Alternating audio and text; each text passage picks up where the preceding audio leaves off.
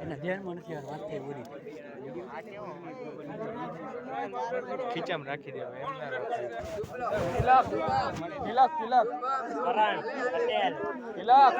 ના તિલક સાહેબ કરણ પટેલ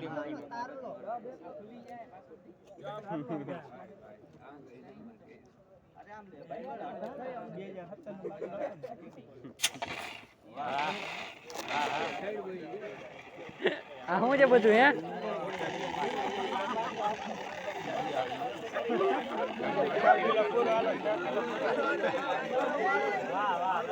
બસ પૂરો થઈ ગયો